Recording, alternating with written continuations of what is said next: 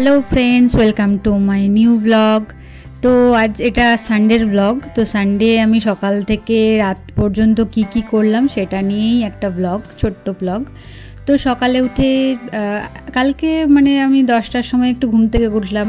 একটা দিনই তো ছুটি পাই, তো একটু রেস্ট নিলাম। 10টার দিকে ঘুম থেকে উঠে তারপর ভাবলাম ব্রেকফাস্টে আজকে ডিম টোস্ট বানাই। তো ডিম টোস্ট বানানোর জন্য এই যে 4টে ডিম ফাটিয়ে নিলাম।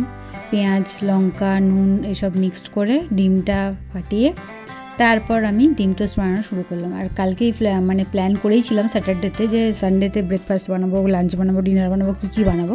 তো সেই হিসাবে দোকান বাজার করেই এনেছিলাম। তো তোমরা দেখতেই পাচ্ছ স্টেপ বাই স্টেপ পুরো কুকিংয়ের রেসিপিটা। তো আমি প্রথমে পেঁয়াজ লঙ্কা কেটে নিয়ে নুন মিক্সড করে তো আন্দাজ মতো নুন দিয়ে আমি 4টে ডিমকে ফাটিয়ে নিলাম। তো ভালো করে এটা ফাটিয়ে নিলে ভালো ব্যাটারটা একটু ভালো হবে। তো ওই জন্য অনেকক্ষণ ফাটিয়ে নিয়ে তারপর আমি মনে পড়লো যে আগে চাটা তো বানাতে হবে। তো তার জন্য একটা নতুন চায়ের রেসিপি, যেটা এখন দেখছি খুব ভাইরাল হচ্ছে, ক্যারামেল চা যেটা। তো তার জন্য নতুন রেসিপিটা আমিও ট্রাই করে নিলাম।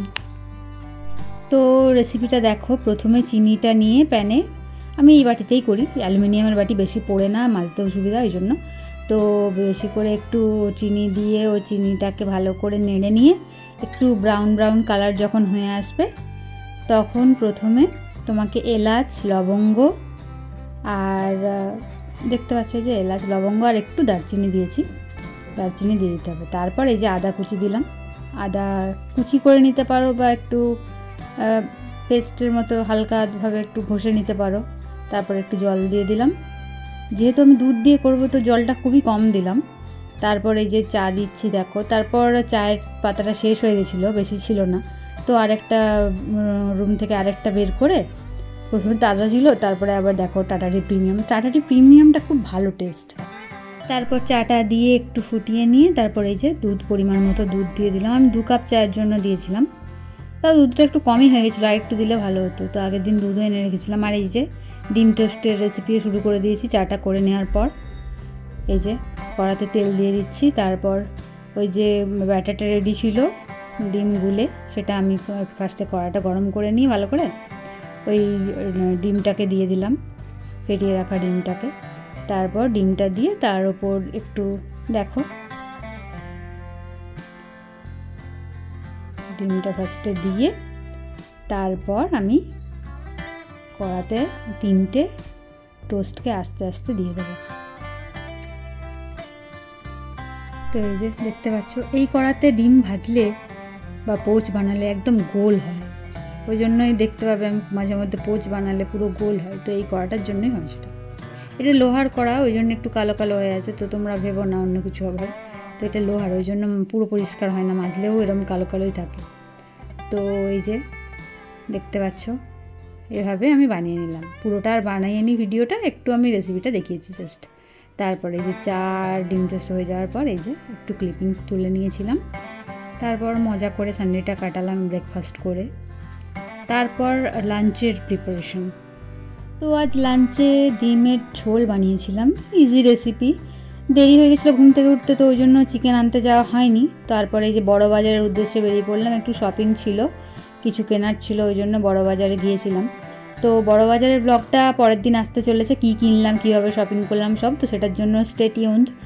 আর এই যে আমি রাত্রে ডিনারের জন্য চিকেন বানাবো বলে এই যে দেখো প্রিপারেশন নিচ্ছি। এই যে প্রথমে আদা রসুনটা বেটে নিয়ে ভালো করে পেস্ট করে নিলাম। মিক্সার নেই যেহেতু ওই জন্য শিলনোড়াতেই বেটে নিই। তারপরে এই যে কড়াতে ফার্স্টে তেল দিয়ে আলুগুলো ফার্স্টে নুন হলুদ মাখিয়ে রেখেছিলাম, তো সেগুলো আগে ভেজে নিলাম।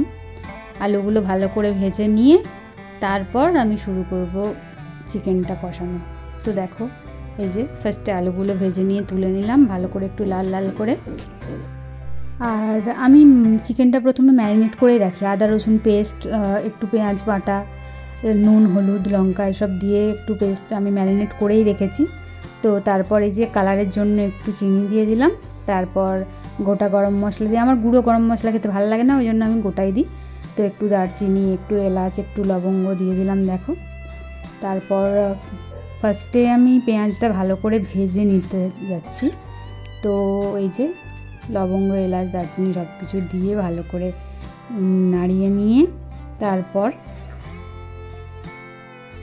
দেখতে পাচ্ছ, এই যে দিয়ে দিয়ে। আর এলাচটা একটু তোমরা কেটে নিয়ে তারপর দেবে, নাহলে ওটা কিন্তু তেলে, গরম তেলে ফাটে, ওই জন্য ভালো করে দিয়ে দিই। তারপরে এই যে পেঁয়াজগুলো দিচ্ছি, টমেটো, লঙ্কা সব আমার কাটাই আছে, সব আগে থেকে রেডি করে রেখেছি। তো এই যে দেখো পেঁয়াজ দিয়ে দিচ্ছি। আমি এটা আমার আগের রুমমেট যে ছিল ওর কাছ থেকে এই রেসিপিটা শিখেছি। ও আসলে ম্যারিনেট করে রাখে, কিন্তু আমার বাড়িতে আমার মা এরকমভাবে ম্যারিনেট করে বানায় না, আলাদা আলাদা করে সব দিয়ে কষিয়েই বানায়। তো আমি ওর থেকেই শিখেছি বলে ওরকমভাবেই আমি বানাই, আমার ভালোও লাগে এটা। মায়ের হাতের টেস্ট তো আলাদা, সেটা তো করতে পারবো না, তাই ওটা ট্রাইও করি না যে কেমন হবে। ওই তারপরে এই যে লঙ্কা আর টমেটোটা দিয়ে দিলাম একটু পেঁয়াজটা ভাজা ভাজা হয়ে যেতে। তারপর এটা ভালো করে একটু কষিয়ে নিয়ে, অনেকক্ষণ কষিয়ে নিয়ে এই যে একটু লাল লাল হয়ে গেছে, একটু ব্রাউন এই কালারটা আসলে তারপর চিকেনটা দিতে হবে। তো ওই জন্য একটু ভালো করে কষিয়ে নিয়ে তারপর আমি এই যে চিকেনটা দেবো এবার, ম্যারিনেট করে রাখা চিকেনটা। দেখো এই যে চিকেনটা আমি এই যে দিয়ে দিচ্ছি। লেগ পিস খেতে আমার খুব ভালো লাগে, ওই জন্যে কিনতে গেলে, চিকেন কিনতে গেলে আমি লেগ পিসটাই প্রেফার করি, বলি লেগ পিস দাও। এবার না দিলে তো কিছু বলার নেই, কিন্তু একটা লেগ পিস তো পেয়েই যায়, তো ভাগে কোনো দিন কম পড়ে না। আর এই যে দেখে নিচ্ছ চিকেনটা একটু কষানোর পরে এরকম এসছে। তারপর সেটা টেস্ট করে, নুনটা টেস্ট করে আমি জল ঢেলে দিয়েছিলাম। কেমন লাগছে জানিও, রেসিপিটা একটু ট্রাই করে নিও তোমরাও। কেমন লাগছে আমাকে কমেন্ট করে জানিও, খেয়ে কেমন হয়েছে, নিজেরা বানিয়ে একটু টেস্ট করো।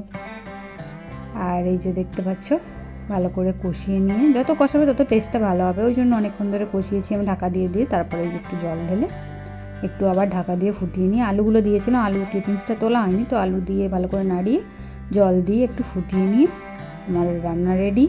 তারপর গরম গরম ভাতে একদম বসে পড়েছি খেতে। এই দেখো কালারটা এরকম এসছে, কেমন লাগছে জানিও কমেন্ট করে। আর এই যে খেতে বসে পড়েছি, খাওয়ার সময় একটু এই যে ক্লিপিংস তুলে নিয়েছি, লেগ পিস, আলু ঝোল। ভিডিওটা কেমন লাগলো জানিও, লাইক কমেন্ট সাবস্ক্রাইব করতে ভুলো না। টাটা।